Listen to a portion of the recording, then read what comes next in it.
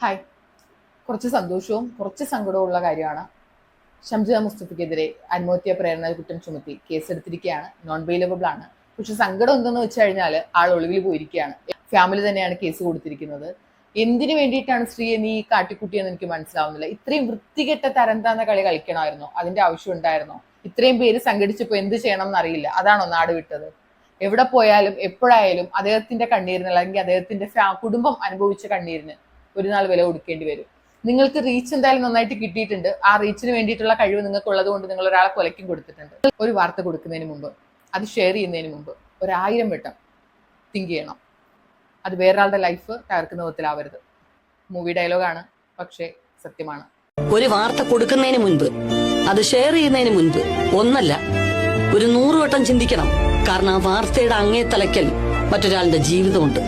കുറച്ച് വ്യൂസിനും ലൈക്സിനും വേണ്ടി നിങ്ങൾ ഈ കാണിക്കുന്ന ക്രൂരതയുടെ ഉത്തരവാ ഇപ്പൊ ഈ ICU കിടക്കുന്ന സഫ്യ. ഇത്തരം ഫേക്ക് ന്യൂസുകളിൽപ്പെട്ട് ജീവിതം നഷ്ടപ്പെട്ട ആയിരക്കണക്കിന് കേസുകളാണ് നമുക്ക് ചുറ്റിനുള്ളത്.